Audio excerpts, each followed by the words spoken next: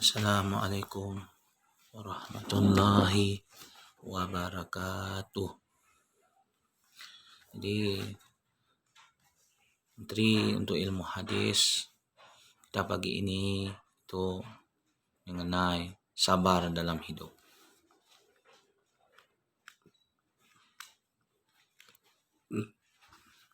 Jadi sabar dalam hidup itu telah ada dalam hadis riwayat Muslim 7692 halaman 7692. Itu hadis riwayat Muslim yang bunyinya dari Abdurrahman bin Abi Laila dari Suhaib radhiyallahu anha, dia berkata, Rasulullah sallallahu alaihi wasallam bersabda, sungguh menakjubkan keadaan urusan orang yang beriman, sungguh semua urusannya adalah terbaik. Hal itu tidak jadi bagi siapapun selain bagi orang yang beriman. Jika mendapat kebaikan, kenikmatan, dia pun bersyukur, dan syukur itu terbaik baginya. Jika tertimpa kesulitan atau penderitaan, dia pun bersabar, dan sabar itu terbaik baginya. Jadi inti hadis ini, jadi bagi orang-orang yang beriman itu dia bersyukur. Syukur itu jika mendapat kebaikan, dan kenikmatan, dia tuh bersyukur. Itu bagi orang beriman, bersyukur kenikmatan dan selain dan syukur itu jika tertimpa kesulitan, penderitaan, dia pun bersabar. Jadi jika ditimpa suatu penderitaan, yaitu bersabar. Jadi sabar itu terbaik baginya. Itu riwayat Muslim 7 halaman 7692 dalam kitab Muslim. Jadi dalam hadis yang lain diriwayatkan oleh Tirmizi halaman 2578, itu dalam bukunya pada bab 2, itu dalam ilmu hadis itu yang bunyinya hadis riwayat Tirmizi Sa'ad bin Sa'id dari ayahnya, artinya Qutaibah telah menyampaikan hadis kepada kami, Hamad bin Sa'id telah menyampaikan hadis kepada kami dari Asim bin Badalah dari Mu'az bin Sa'ad, dan ayahnya ia berkata, aku bertanya, ya Rasulullah, siapakah manusia yang paling berat ujiannya? Rasulullah menjawab, dia bertanya, siapakah manusia paling berat ujiannya? Rasulullah menjawab, para nabi. Kemudian lebih semisal lagi seorang ibu itu diberi ujian sesuai kadar ukuran keagamaannya. Jadi ada manusia yang diberi sesuai dengan keimanan dan kadar kepercayaannya pada agamanya. Jika keagamaan seorang itu tebal, jadi kalau keimanan kita tebal, kokoh, maka ujiannya pun berat. Dan jika seorang itu keagamannya tipis, lunak, maka ujiannya pun sesuai dengan kadar keimanannya. Jadi lagi kullahu nafsan illa usaha laha maksabat wa alaiha maktasabat. Artinya Allah tidak memberi beban kepada orang yang tidak sanggup memikulnya. Berarti Allah memberi beban kepada orang-orang yang telah Allah pilih. Berarti itu orang itu sanggup memikul bebannya. Berarti Allah tidak memberikan beban yang tidak sesuai kepada orang itu. Itu artinya. Tidak henti-hentinya ujian itu pada seorang hamba Allah hingga ujian itu membiarkannya berjalan di atas muka bumi ini tanpa dosa dan kekeliruan. Jadi kita selalu diberi Allah cobaan dan ujian. Kalau kita diberi Allah ujian, kekayaan, kita bisa bersyukur apa tidak. Jadi ujian ini banyak, ada ujian dengan harta, Allah uji dengan ilmu, Allah uji dengan umur kita. Ada orang yang diberikan umur yang panjang, dia gunakan untuk apa umurnya? Untuk bermaksiat. Jadi umur ini bisa jadi malapetaka bagi kita. Kalau kita gunakan untuk kebaikan, maka umurnya baik, barokah hidupnya. Tapi kalau umurnya dipergunakan untuk kejahatan, kemaksiatan, maka itulah sebagai cobaan dan ujian baginya. Ada yang diuji dengan harta. Hartanya digunakan untuk apa? Untuk jalan-jalan Allah, apa tidak? Kalau digunakan untuk jalan Allah, maka berkah hidupnya. Ada berkah. Tapi kalau digunakan untuk keburukan, hartanya untuk maksiat, berpoya-poya, macam-macam yang menghambur-hambur dan tidak keruan, maka tidak pernah bayar zakat lagi, tidak pernah menolong yatim piatu, maka hartanya itu boleh dikata tidak bermanfaat. Maka hartanya akan mengansapnya besok di akhirat. Maka dia akan bertanyakan oleh Allah, kemana engkau gunakan harta itu? Lalu ada orang yang diuji dengan ilmunya. Mana Allah gunakan ilmunya untuk apa? Apakah dia gunakan ilmunya untuk menipu orang, untuk mempropaganda, membuat keburukan, atau ilmu bermanfaat bagi orang banyak, buat kenyamanan orang banyak. Jadi ilmu ini bisa membawa dia kepada kedekatan kepada Allah Subhanahu wa taala. Tapi kalau ilmu dia gunakan untuk keburukan, kejahatan, menipu orang, dan segala macam yang tidak keruan, maka ilmunya ini akan menjadi malapetaka bagi dia untuk akhirat. Akan ditanya nanti akhirat, engkau gunakan apa untuk ilmu itu? Nah, ya, jadi dari hadis ini cukup banyak kita belajar bahwa orang yang sabar akan tetap Allah uji kesabarannya tergantung tingkat iman kita. Kalau orangnya ikhlas, Allah beri kekayaan, apakah dia bisa bersyukur apa tidak? Pasti Allah uji juga dengan kesyukurannya. Jadi apa dia bisa bersyukur apa tidak? Kalau orang miskin diuji dengan kemiskinannya, orang kaya diuji dengan kekayaannya, orang cantik dengan kecantikannya, orang tampan dengan ketampanannya, orang tinggi dengan tinggi badannya, orang gemuk dengan kegemukannya, orang kurus dengan kurusnya. Allah uji semua, apa bisa sabar, apa tidak, apa bisa bersyukur, apa tidak. Jadi seluruh potensi pada diri kita ini Allah uji semua, baik dari segi zahiriah kita, yang nampak ini, apakah dari segi yang tidak nampak seperti jiwa kita, Allah uji, bagus jiwa kita apa tidak. Bisa kita, kadang orang minta sedekah, kadang kita cuek saja, kadang kita cemooh orang, kadang bid'ah. Jadi kita gunakan untuk apa hati kita ini? Lalu Allah uji dengan pikiran kita, bisa berpikir positif apa tidak, bermanfaat untuk orang banyak apa tidak. Kadang kita gunakan pikiran kita untuk berpikir yang hal-hal yang tidak keruan. Kadang dalam mimpi dan tahu, dalam menghayal, hal berhalusinasi, tidak keruan. Tapi kalau kita gunakan pikiran kita untuk berpikir untuk kemaslahatan umat, untuk kemakmuran orang banyak, bukan hanya pikir kita, maka Allah tempatkan kita pada posisinya, pada sisinya Allah SWT, tempat yang bagus. Artinya lazidannakum wala in kafartum inna azabil sadid. Nah, itu ayat Qur'annya. Kalau engkau bisa mensyukuri satu nikmatku, pasti aku tambah. Tapi kalau engkau tidak bisa mensyukuri nikmatku, ingat azabi nala sadid, azabku amat pedih, kata Allah. Nah, itu ayat Quran. Jadi kalau kita bisa bersyukur, Allah tambah nikmatnya.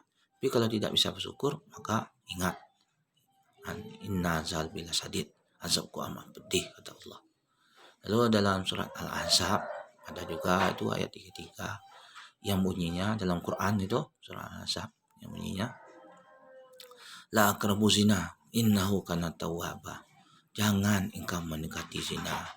Zina dalam arti secara global itu, zina artinya tidak boleh mendekati kaki kita pada tempat-tempat maksiat, keburukan, tempat judi, apalagi tempat orang yang berbuat apa yang buru-buru itu, kafe tempat seperti barbar, apa-apa yang kafe, tempat-tempat yang maksiat, menderita malam, laki-laki yang tidak keruan itu tempat judi macam. Nah itulah tempat yang buruk-buruk. Nah itu la akrabu zina inna. Ingat azab amat pedih kata Allah. Jadi itu kejahatan. Jangan kita mendekati hal-hal yang demikian. Karena itu seburuk-buruk tempat kata Allah. La akrabu zina innahu kana tawwaba. Ingat azab Allah itu amat pedih. Banyak orang yang diazab di dunia itu. Ya, bukan hanya diazab secara materi, dia kaya raya, mobil ada, rumah mewah, villa ada, ladang ada, tanah melimpah semua, makan yang tidak termakan lagi. Dia mau ini tinggal telepon, mau itu tinggal. Tapi Allah azab dirinya dengan apa? Tidak pernah merasa kenyang, tidak pernah merasa senang, bahagia, gembira, tidak pernah. Dia akan merasa hampa, sempit rasa dunia ini. Padahal dia punya uang, harta banyak, mobil ada, harta melimpah, tapi tidak pernah merasa bahagia. Nah, jadi dari sini itu mungkin kita nanti akan berjumpa orang seperti ini. Nah, itu tidak pernah menyadari siapa dirinya. Dia itu sebagai hamba Allah, wajib sembah. Tapi dia mencari kebahagiaan pada dunia tidak akan dapat. Banyak orang yang demikian, tidak pernah merasa bersyukur. Lalu dia tidak sabar dengan kehidupannya, tidak menerima takdir. Akhirnya dia mencari takdirnya sendiri. Akhir kaya, berbagai mencerah, sedang kaki jadi kepala, kepala jadi kaki. Kadang digasak semua, tidak ada lampu merah, lampu hijau, lampu kuningnya lagi. Ibarat lalu lintas, hantam terus. Siapa lu, siapa gue. Akhirnya dia tidak menemukan kebahagiaan. Tidak pernah, kenapa? Tidak bisa bersyukur, tidak mau bersabar. Nah, jadi sabar dalam hidup ini Allah telah aturkan dalam surat Yasin. Yang bunyinya dalam surat Yasin itu wasamsu tajri li mustaqarrin laha zalika takdirul azizil alim. Matahari dan bulan itu beredar menurut edarannya masing-masing. Zalika takdirul azizil alim. Itu ada garis takdirnya masing-masing. Jadi kita ini sudah ada Allah takdirkan. Kadang kita ingin merubah hidup kita, ingin merubah takdir kita masing-masing. Arti kata itu diambil secara diartikan secara luas ya, jangan dikedir. Bukan harus malas bekerja, bukan bobok saja tidur, berak, kencing saja bekerja, itu enggak. Makan, bukan kayak gitu. Artinya maksudnya jangan melawan takdir itu, jangan mengambil hak orang lain. Kadang untung laba sudah ada berjualan, kadang kita ingin 3 kali lipat, 4 kali lipat. Itu kan tidak dibolehkan dalam Islam. Jadi garis kadar itu sudah ada. Kalau harta kita sudah sampai nisabnya, ya dibagikan zakatnya. Ya, kalau harta kita sudah sampai seperti kita ikut ke sawah 100, dapat 100 kaleng padi, ya sedekahkan 10 kaleng. Kayak itu. Ada uang 10 juta, 1 juta kita infakkan atau kita wakafkan pada orang fakir miskin atau anak yatim atau orang yang membutuhkan, kaum apa yang lain, hajirin, banyak yang membutuhkan, kita lihat boleh kasih. Nah, itu tanda kita bersyukur kepada Allah. Lalu tidak meninggalkan perintah Allah dan melaksanakan sunnah salam. Banyak orang yang bersedekah, membayar, menunaikan seluruh nisab hartanya, tapi mereka tidak sholat, maka Allah tolak amalan mereka. Kenapa? Mereka tidak mendirikan sholat dan ikut sunnah Rasulullah SAW. Nah, maka Allah tolak juga. Nah, jadi harus sinkron, imsik bil quwah bainal kaita kitab ini. Artinya anda Quran dan hadis itulah pedoman hidup kita, petunjuk kita. Nah, Sampai di sini. Kalau ada yang tidak jelas nanti boleh kamu buka buku ilmu hadisnya, itu bab 2 ya, artinya sabar dalam hidup. Nah, sudah jelas semua. Jadi kehidupan ini banyak orang bisa bersabar tapi tidak bisa bersyukur. Banyak orang bisa bersyukur tapi banyak yang kufur. Cara melaksanakan syukurnya itu salah. Banyak orang yang bisa bersyukur tapi tidak sabar.